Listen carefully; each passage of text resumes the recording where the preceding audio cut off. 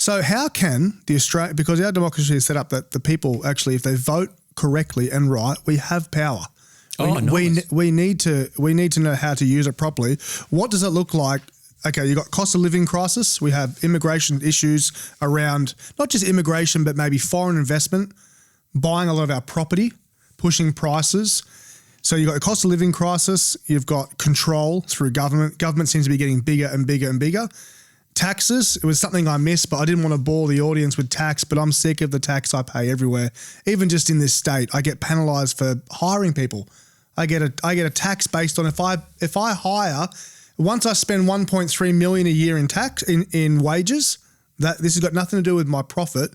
Once you would know, but once I spend that 1.3 million, they charge me 4.75 or 5% of what's on top. So if I hire, and I'm in the construction world where wages are high, 25 people, the wages, I'm already above that. So I'm giving the state an extra 5% purely for giving people a job. So if I run an organisation with small profits and big volume, that's a recipe to send a business under. Cost of living, small businesses get attacked, taxes are high, government gets bigger, they want more control and want us to do as they say, eat what they want us to eat, and have our kids indoctrinated. How does a vote for one nation help Australia get back to what we can be and its full potential? All right. There's a lot in that, but you have the floor now until we close. Number one, One Nation is not the Liberal Party, not the Labor Party, not the Nationals, it's not the Greens. That's our biggest thing, that we are not them. We've been put into this mess, which you've enunciated very well, by those parties. The Greens bring in globalist policies from the World Economic Forum and the United Nations. Labor Party then jumps on board, almost always first to jump on board, because they're afraid of losing votes to the Greens. And then the Liberal Party comes in and introduces the same policies because they're afraid of losing votes to the Labor Party. Then they've got the mass media, the mouthpiece media pushing it. They've got all their education system pushing it. So that's the way it's done. When you talk about payroll tax, when you tax something, you get less of it. If you tax payroll, you get less on the payroll. That's fundamental. Any tax system does that. So why are we taxing payroll? Then the other point about the payroll tax, not only is it dangerous and inefficient, but when John Howard brought in the GST, there was a deal with the states that they would remove 6 taxes, and one of them was payroll tax. They added the GST and left all those 6 taxes alone. They're still being taxed. Well, that makes me angry. Yeah. The payroll tax is a tax against workers. We have said for quite some years now that we want a comprehensive tax reform. The tax system in this country is the greatest destroyer of wealth and initiative that we have got. Yeah. It is the worst system in the country, what I normally say is the most damaging system in the country. Energy costs. We used to have the world's cheapest electricity, the most affordable, and completely reliable and very efficient. Then, and every major climate and energy policy was not introduced by the Greens, was not introduced by the Labor Party, introduced by the Liberal Party. And John Howard started it. He started the lot. He brought in place the national electricity market, which is a national electricity racket. He said a lot of things they do, Brodie, they give it a name, national electricity market. It's not a market at all. It's controlled by bureaucrats. So we incentivise and enable wealth transfer. So John Howard introduced that, a Liberal. John Howard introduced the renewable energy target, which has been ramped up. So what happens is the Liberal Party introduces the energy destroying policies, and then the Labor Party comes in and ramps them up. Yep. Then the Liberals come in and introduce new policies, Labor comes in and ramps it up. When Labor Party first came in July of 2022, in September, they didn't waste any time, they ramped up the safeguard mechanism, which is the basis for an emissions trading scheme, which is a carbon dioxide tax. People thought the bastards have done it. No, they built on the safeguard mechanism, a carbon dioxide tax that Hunt and Malcolm Turnbull introduced when Malcolm Turnbull was Prime Minister, a Liberal again. So that's what they've done. What they've done is, where do you stop? Electricity prices are now the number one component of any manufacturer, of most manufacturing companies. It used to be labour, but manufacturing is so mechanised and so automated that labour's down usually around third or fourth highest cost category. Now, you've got a service business, so labour is pretty high for you. Yeah. But manufacturing, that's not the case. Electricity costs are now, the energy costs are now the number one for most manufacturers, almost all manufacturers. So when you ramp up the cost of electricity artificially with the carbon dioxide tax and emissions trading scheme, which is what they've done, and by subsidies for solar and wind because of John Howard, then what you're doing is you're driving up the prices of electricity. Yeah. Which means your manufacturers no longer compete with manufacturers in China. So get a load of this. Your people will be really horrified. We are the world's largest exporters. We were the world's largest exporters. We're now number 3, I think, pretty close to the top in liquid natural gas. We get bugger all for it, thanks to John Howard. We get bugger all for it. Our gas prices are amongst the highest in the world. Our gas export prices are very, very low. We are the second largest exporter of coal. We used to be the largest. Indonesia's passed us. In other words, if we shut down all of our coal, other countries are going to export coal anyway, so it doesn't really matter. We export our coal to China, to Thailand, to Asia, to other countries, to Europe, to India, because they want coal. The secret to development of civilization has been, in the last 170 years, has been the availability of cheap, accessible, reliable hydrocarbon fuels, coal, oil and natural gas. So China takes our coal. We produce about 560 million tonnes of coal a year. I don't know what the latest figures are. China produces 4.5 billion tonnes of coal, 9 times what we produced. And their coal production is increasing. They're heading for 5 billion tonnes. They're saying to you, we don't care what you think, we're going to produce it. So they want even more, so we sell them out. Our coking coal for making steel is some of the best in the world. Our thermal coal for making electricity is some of the best in the world. China takes that coal from us. We can't use the stuff here for generating cheap electricity. We then import solar panels and wind turbines from China, subsidised. Yeah. We subsidise the Chinese. Most of the people who install them in our country are foreign owned, many of them from China. And we subsidise them to install them. All of those subsidies either come from taxpayers or mostly from electricity users. That raises the price of electricity. Yeah. So think about what's going on.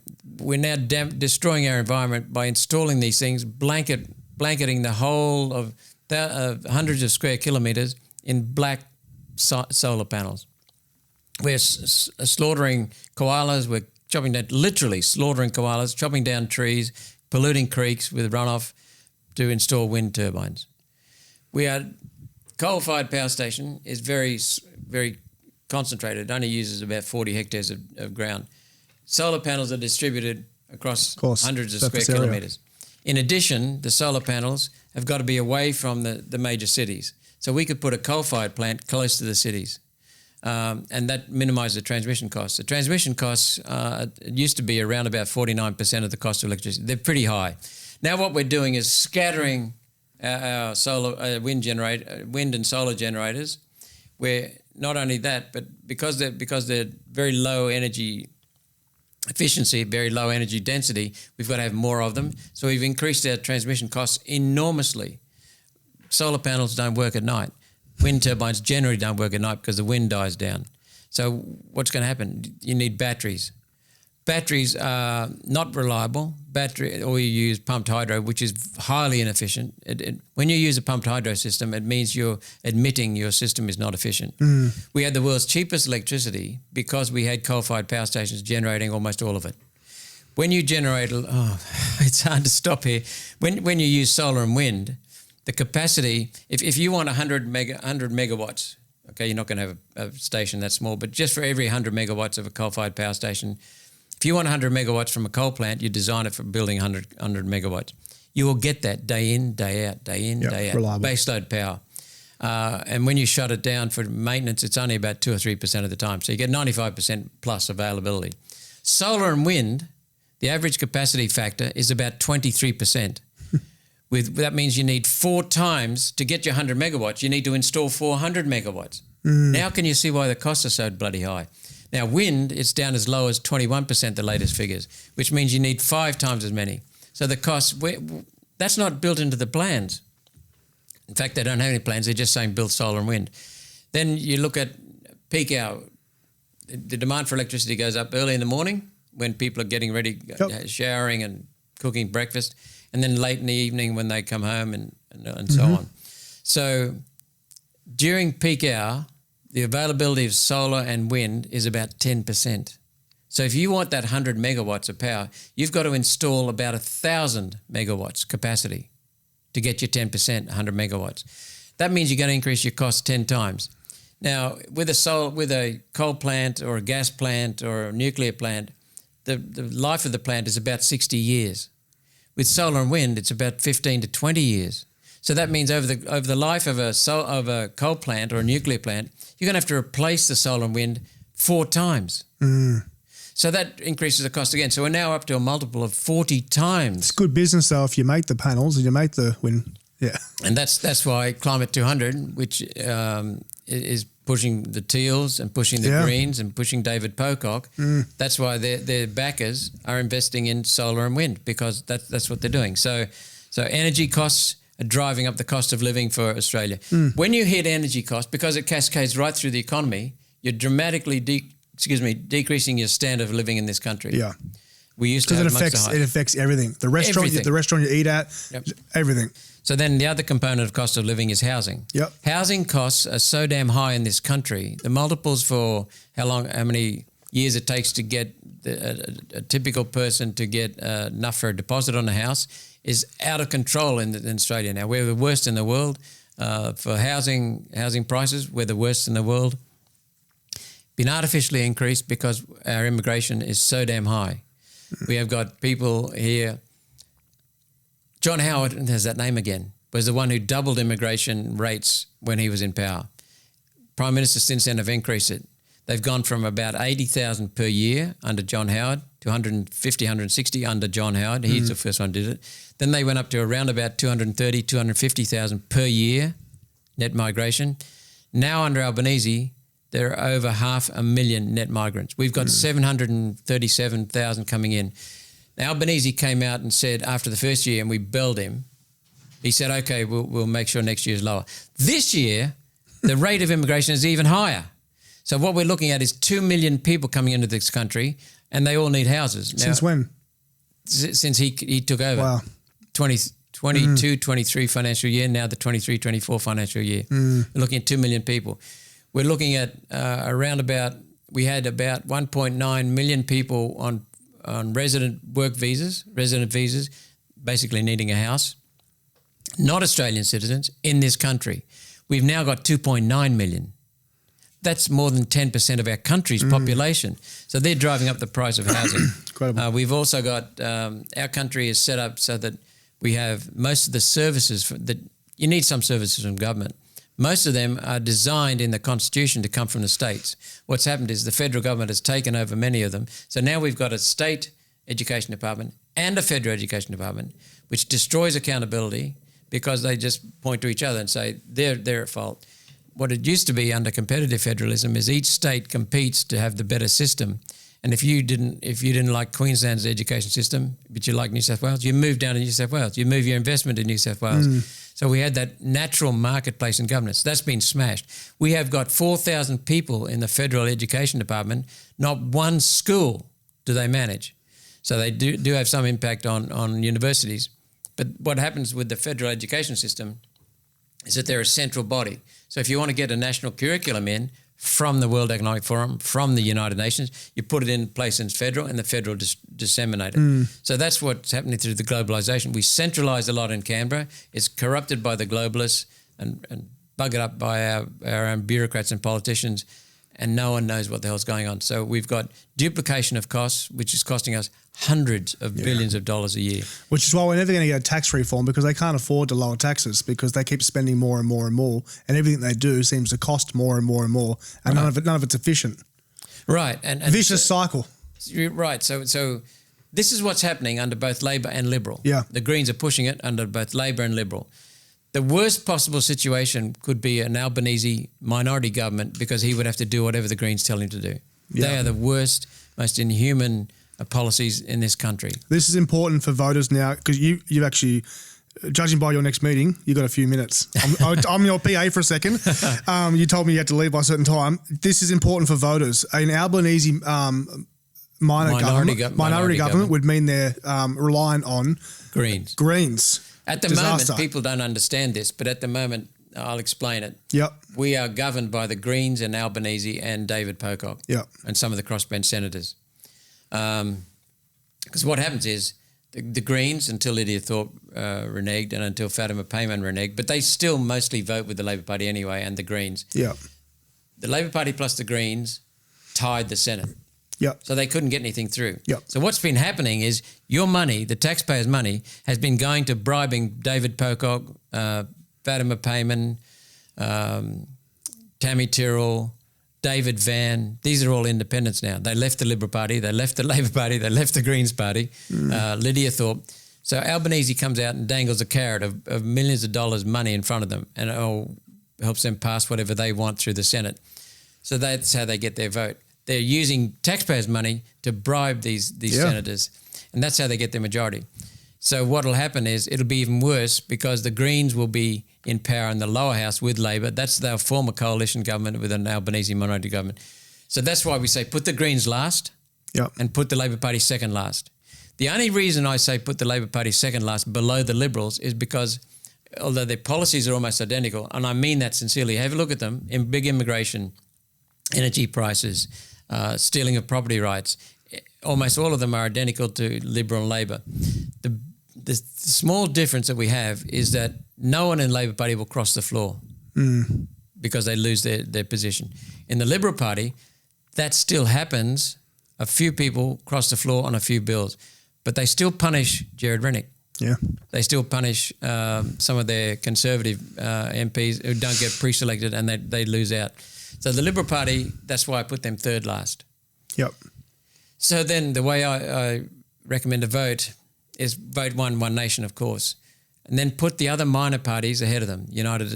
Behind us. So One Nation 1, United Australia Party 2, Libertarians 3, Informed Medical Options, which is now called the Heart Party, number 4, Citizens Council of Citizens Party, number 4 or 5, Family First next, or mix them up. Yeah. That way, if One Nation misses out, then what happens is your preference will go to number 2, which would be United Australia. And by combining the votes that way, if they miss out, your preference will go to the number 3. You can actually vote for the combined entity. So that way you've got more chance of getting a minor party like One Nation. And we're the biggest of the minor parties, so we've got the best chance. So that's the way of trying to get a lower house seat. The most important is in the Senate. I'm not saying that because I'm up for election. I'm saying that because in the lower house, you could get 30% in every electorate and still not get a single member of parliament up. Yep. If you look in Britain, Nigel Farage got a huge vote for his Reform Party. But he didn't get many people because they had first past the post. Yeah. That's the situation in Australia's lower house. In Australia's Senate, it's proportional representation. So if you get 30% of the vote, you get 30% of the senators. Yeah. And so that's where the minor parties can have a huge impact. We won't control this. We won't have the numbers to control the Senate, but we will have the numbers to say, don't you screw up. Yep. So what we can do is we won't form government, but we will form brakes on the government by having the what they call the balance of power. Yeah. So last election, Pauline got in. I was already in because it's a staggered term. Yep. So that's 2. We came so close to getting the 6th senator in Western Australia, so close to getting the 6th senator in South Australia, in Victoria, and in New South Wales. That would have given you 6 senators. Correct. And that would have been enough to stop Pocock and Greens controlling the government as they do now through the control of the Senate. So what we're looking for is just a few more votes in each of the states, and we'll get those sensible One Nation candidates in place, which will give us a balance of power, which, as I said, won't give us control of the Senate, but it'll enable us to stop the bullshit that's going on and keep the Liberal Party honest. Because the Liberals, to get things through, will need our vote, to block things, they'll need our vote. So that's why I'm saying, and when you come to the election, the mouthpiece media, the globalist media, the Big Brother media will be saying Labor, Liberal, Labor, Liberal, Labor, Liberal. It's all the same. Yes, but what they're doing is that they're ruling out anyone thinking that they can vote for a minor party. So that's the indoctrination that goes on. So what happens is Labor and Liberal Party will be saying the same. And they'll be saying things like a vote for One Nation is a wasted vote. A vote for United Australia Party is a wasted vote. Bullshit. It's actually a double vote, because what happens is if you vote for One Nation and we don't get in, you can still vote for the Liberal Party ahead of the Labor Party, which means your vote will end up with the Liberal Party. But if we get in, we get in. So if you want One Nation, you want the minor parties, vote for us in that order: One Nation, United Australia, etc., and then put Liberals before Labor. So some people come to us and say after the state election, "Oh, we voted for you guys. We put you number 2 behind the Liberals. We've just got to get Labor out," in Queensland, for example. Yeah. Well, they didn't vote for us at all. Yeah. But if you vote for major parties first, then your vote will go straight to them. That's where it'll stay. Yeah. But if you vote for a minor party first, and you don't want the Labor Party, then the way to stop them is to vote One Nation one, hopefully get the balance of power. If they don't, then you put Liberals before Labor, your vote ends up with the Liberals. So you get 2 votes. If One Nation doesn't get up, then it goes to the Liberals. So that's the way to vote in the Senate. Very good. I want to honour your time. So firstly, thank you so much for being with us. I didn't get through. I've got another hour of questions, but I'm hoping we get to do it again, especially closer to the election. Thank you for all the work you do. I do feel like you're one of the senators, at least that I know of, who took the oath to uphold the Constitution, is actually trying to do that, fighting to see this country be amazing and be great again, as Donald Trump would say, but also fighting to hold those accountable so we don't keep going on the vicious cycle. Senator Malcolm Roberts, it's been a pleasure. For those of you who have joined us for the first time, go ahead and subscribe. I'll also put all of Senator Malcolm Roberts' details in the bio so you can go and watch the amazing work he does through his socials. And I hope you've enjoyed this interview. It's been a pleasure to me. Again, thank you, Senator, for being with us. And we'll see you again next Wednesday for next week's show.